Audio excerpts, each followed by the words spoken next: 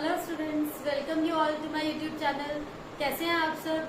Hope आप सब अच्छे होंगे। तो बच्चों, आज मैं आपके लिए लेकर आई हूँ एक new important topic, that is reserves. There are so many types of reserves. तो हम जो बच्चों आज एक टॉपिक करेंगे, chapter number 2, change in profit sharing ratio में workman compensation reserve and investment fluctuation reserve. तो बच्चों, इसके कुछ कंसेप्ट हैं जो मैं आपको अभी क्लियर करती हूँ। वर्कमैन कंपनसेशन रिजर्व का मतलब क्या होता है, आप सबको ये पता होना चाहिए। वर्कमैन कंपनसेशन रिजर्व एक ऐसा रिजर्व है जो हम वर्कर्स के लिए मेंटेन करते हैं। फर्दर फ्यूचर में हमें वर्कर्स को कभी भी कंपनसेशन पे करना पड़े तो हम एट ए टाइम वो अमाउंट नहीं अरेंज कर पाते। इन दैट केस हमारे पास ये ऑलरेडी रिजर्व अवेलेबल होता है। तो workman compensation reserve is a type of reserve that is mentioned in balance sheet. तो बच्चों, इससे रिलेटेड एडजस्टमेंट्स क्वेश्चन में गिवन होती हैं, वो कैसे सॉल्व करनी है चलिए देखते हैं। तो बच्चों, इसका फर्स्ट केस है, सपोज आपको वर्कमैन कंपनसेशन रिजर्व क्वेश्चन में गिवन है।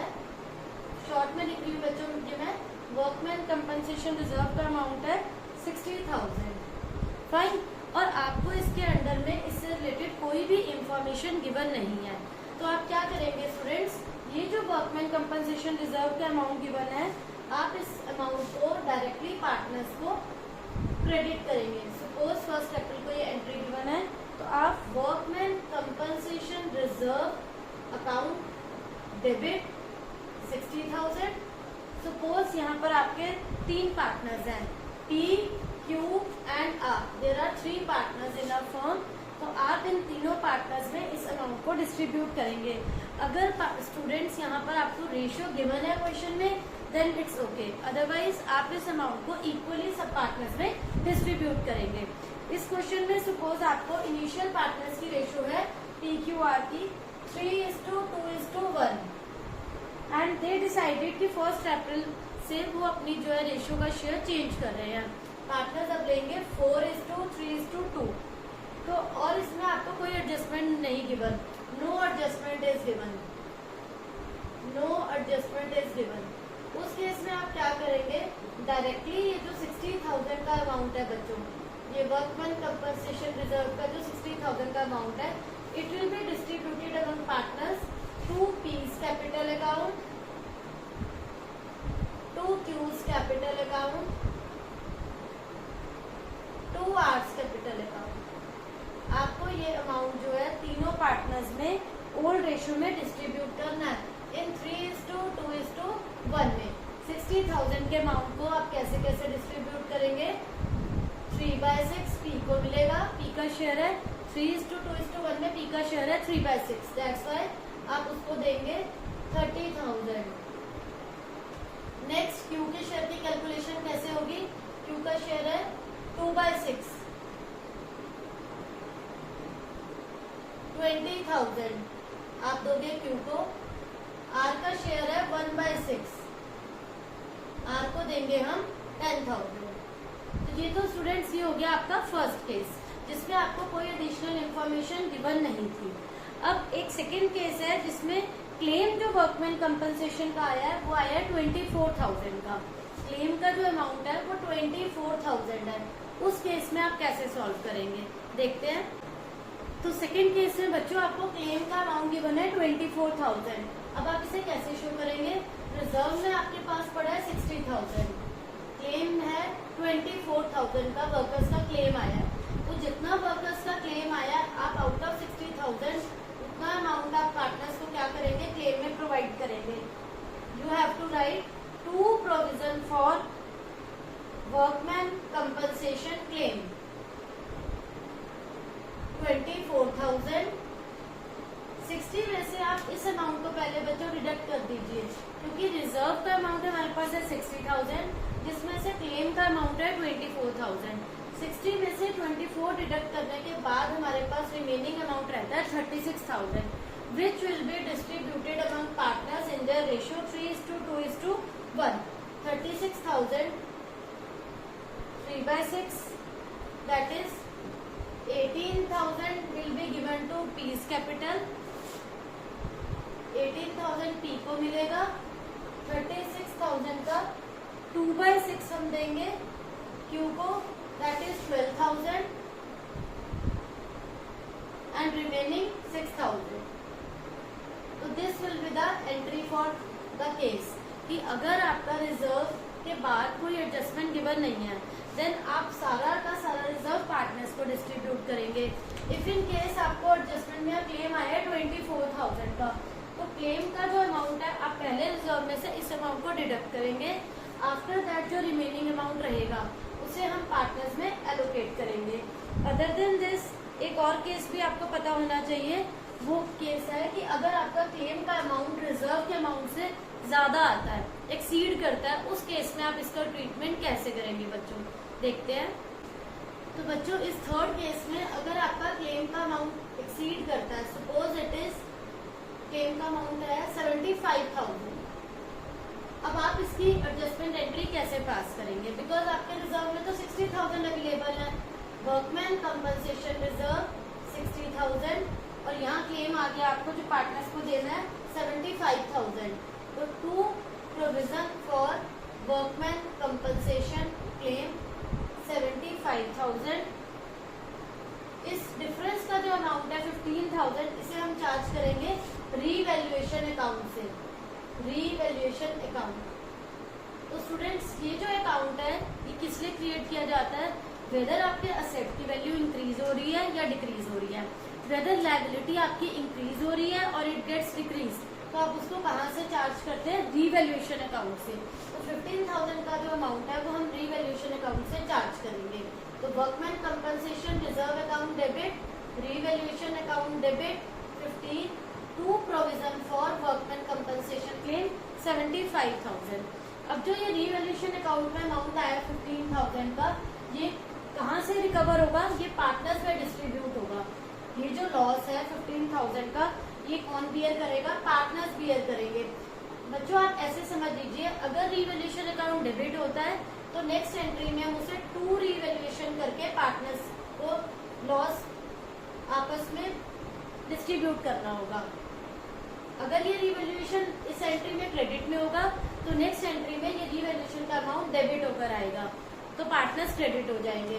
बट हेयर रीवैल्यूएशन जो है वो डेबिट में आ रहा है, तो नेक्स्ट एंट्री में इसे हम क्रेडिट करके 15,000 का जो लॉस है ये पार्टनर्स में डिस्ट्रीब्यूट कर देंगे. P's capital account debit, Q's capital account debit, R's capital account debit. 15,000 into 3/6 7,500. 15,000 into 2/6 5,000. 15,000 into 1/6. इस टाइप से बच्चों 2,500 ये तीनों पार्टनर्स को ये इस लॉस को डिस्ट्रीब्यूट करना पड़ेगा. तो बच्चों मैंने आपको तीनों कॉन्सेप्ट्स क्लियर कर दिए हैं. अगर वर्कमैन कंपनसेशन रिजर्व के बाद कोई एडजस्टमेंट नहीं गिवन तो सारा का सारा अमाउंट पार्टनर्स में डिस्ट्रीब्यूट होता है. Second case, workman compensation reserve का अमाउंट ज्यादा था बट प्रोविजन क्लेम का अमाउंट कम था, तो हमने रिमेनिंग अमाउंट पार्टनर्स में डिस्ट्रीब्यूट कर दिया. And in the last case यहाँ पर आपका रिजर्व का अमाउंट कम है और आपका जो क्लेम है वो उससे एक्सीड कर रहा है. जब एक्सीड करता है तो आपको उस अमाउंट को कहाँ से रिकवर करना होता है, रीवैल्यूएशन अकाउंट से.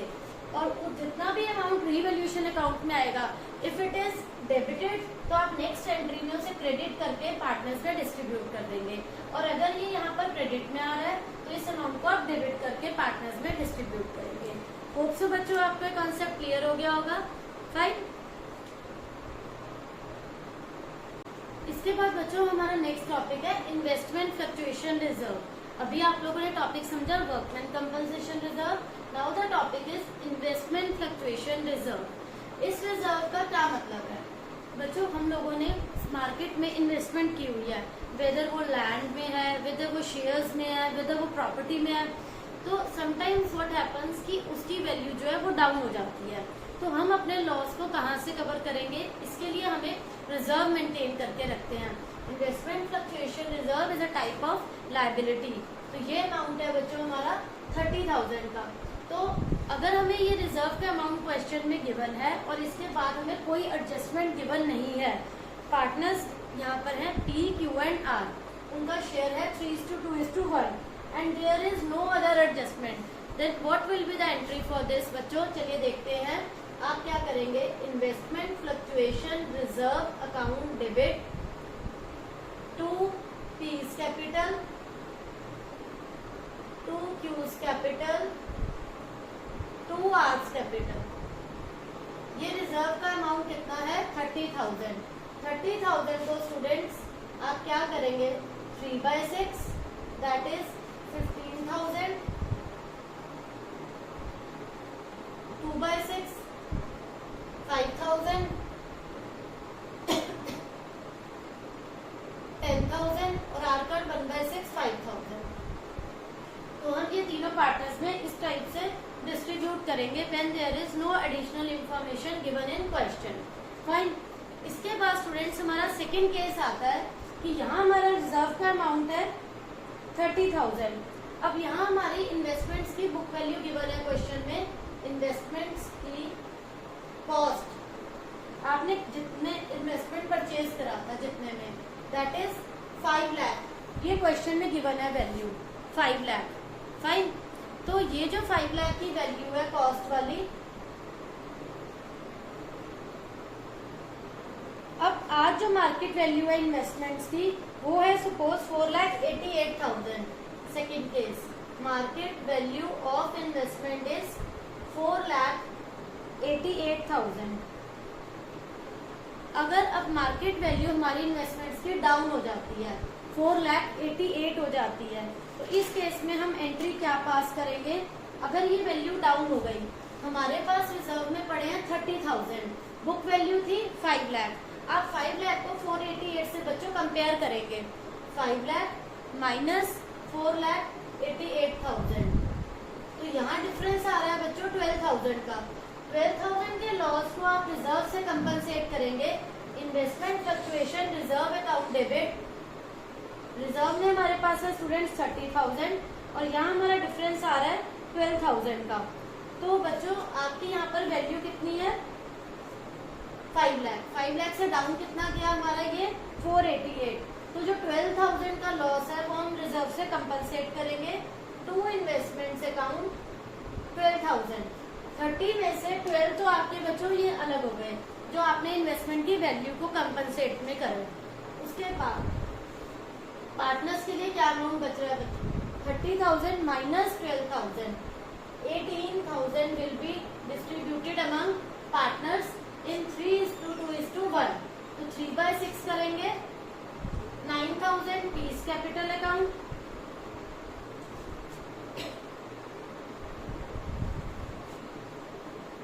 क्यू को मिलेगा 2/6, 2/6 मतलब यहाँ 6,000 आ जाएंगे क्यू के शेयर में, और आर के लिए रहेगा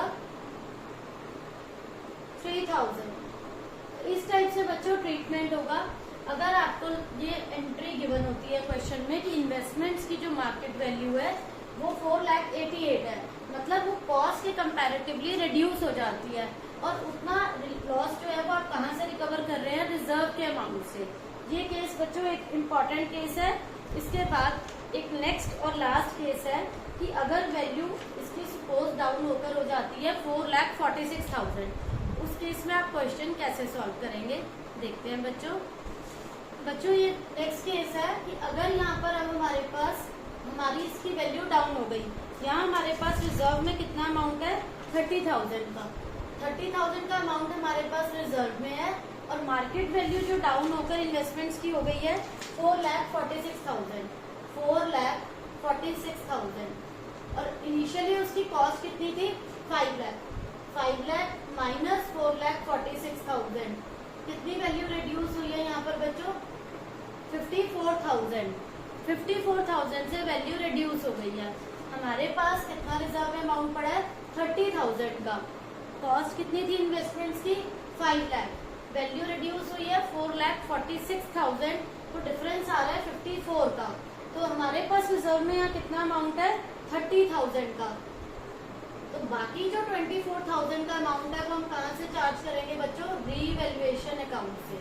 revaluation account debit 24,000, revaluation account debit 24, so that ये 54 का अमाउंट पूरा हो सके। अब ये जो अमाउंट है ये कहाँ से आप चार्ज करेंगे बाद में 24 को? पार्टनर से। जहाँ रीवैल्यूएशन जो डेबिट हुआ है ये आप किससे लेंगे? पार्टनर से लेंगे।